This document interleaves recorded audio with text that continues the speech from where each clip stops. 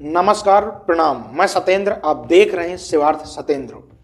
दोस्तों, हाल ही में अभी सदन में संविधान पर चर्चा रखी गई।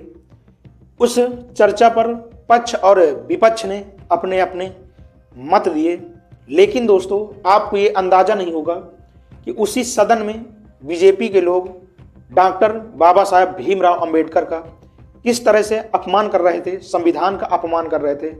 बीजेपी अपने पैरों में ही कुल्हाड़ी मार रही थी। ये बयान बीजेपी नेता देश के गृह मंत्री अमित शाह का है। सवाल ये है दोस्तों कि अमित शाह ने डॉक्टर बाबा साहब भीमराव अंबेडकर जी का उस भरी सदन में अपमान किया, अपमान भरे शब्दों का प्रयोग किया। अंबेडकर जी का ही नहीं बल्कि अमित शाह ने दलित, पिछड़ों और वंचितों का भी उनके साथ साथ अपमान किया है, क्योंकि दोस्तों संविधान के जनक बाबा साहब भीमराव अंबेडकर ने जो दलित और वंचितों के लिए किया है वो शायद देश में किसी से भी छुपा नहीं है।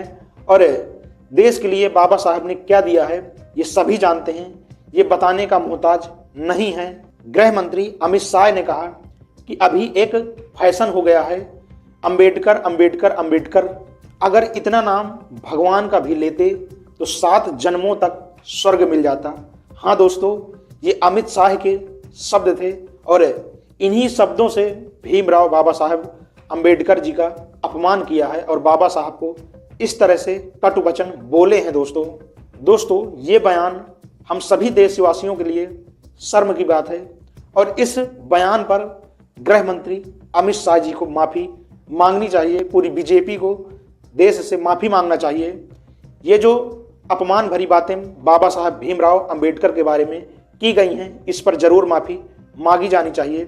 लेकिन दोस्तों उसके पहले मैं आप लोगों को अमित शाह जी का बयान सुनाना चाहता हूं, आप लोग सुने। मान्यवर, अभी एक फैशन हो गया है अंबेडकर अंबेडकर अंबेडकर अंबेडकर अंबेडकर अंबेडकर। इतना नाम अगर भगवान का लेते हैं तो 7 जन्मों तक स्वर्ग मिल जाता है। अच्छी बात है ना, सुनिए तो। आप लोगों ने सुना दोस्तों कि किस तरह से अमित शाह जी ने बाबा साहब भीमराव अंबेडकर का अपमान किया है। इस बात से साफ जाहिर होता है कि बीजेपी और आरएसएस के नेताओं के मन में बाबा साहब भीमराव अंबेडकर के बारे में कितनी नफरत भरी पड़ी है। नफरत ऐसी दोस्तों कि उनके नाम से भी इन लोगों को, ऐसी सोच वाली लोगों को चिढ़ होती है। दोस्तों मैं पूछना चाहता हूं कि अंबेडकर जी ने इस देश के लिए क्या दिया है, ये कोई बताने का मोहताज नहीं है। दलित, वंचितों और पिछड़ों के लिए जो काम बाबा साहब भीमराव अंबेडकर ने किया है, इस बात को गृह मंत्री अमित शाह को भी समझना होगा और उनको अपने बयान पर माफ़ी मांगनी होगी। और दोस्तों आप लोगों को भी इस बयान पर गौर करना चाहिए कि किस तरह से बाबा साहब भीमराव अंबेडकर का अपमान किया गया है। ये बयान दोस्तों बीजेपी को ले डूबेगा, इस पर चर्चा जरूर होनी चाहिए। और दोस्तों इसी बयान को लेकर जयराम रमेश ने कहा है कि अभी एक फैशन हो गया है अंबेडकर अंबेडकर अंबेडकर। इतना नाम भगवान का लेते तो 7 जन्मों तक स्वर्ग मिल जाता। अमित शाह ने बेहद घृणित बात की है।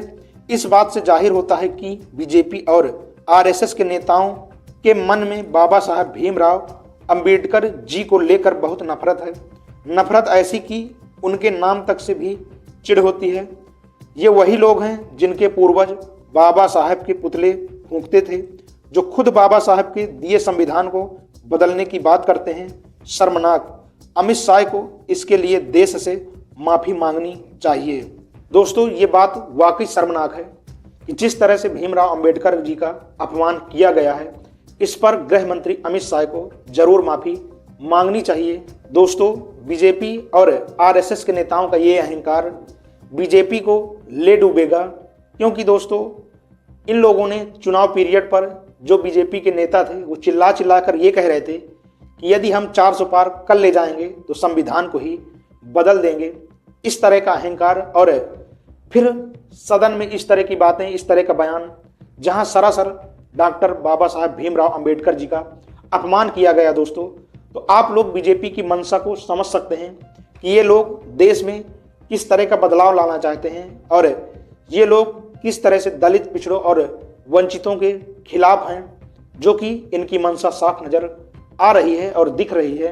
बीजेपी के लोग दोस्तों जिस तरह से राम भगवान का भी नाम लेकर राजनीति करती है, भगवान का भी नाम खराब करती है, लोगों के मन में राम के नाम पर बंटवारे करती है, नफरत फैलाती है देश में, ऐसी मंशा के लोग खाली बीजेपी और आरएसएस के लोग ही करते हैं। जो इंसान दोस्तों गरीब, दलित, वंचितों और पिछड़ों को रास्ता दिया हो, नया रास्ता दिखाया हो, उनको सम्मान दिलाया हो, वो अपमान के लायक नहीं है और सदन में उस इंसान का अपमान नहीं होना चाहिए। इस बयान से दोस्तों बीजेपी अपने ही पैरों में कुल्हाड़ी मार रही है और बीजेपी का ये अहंकार बीजेपी को ले डूबेगा।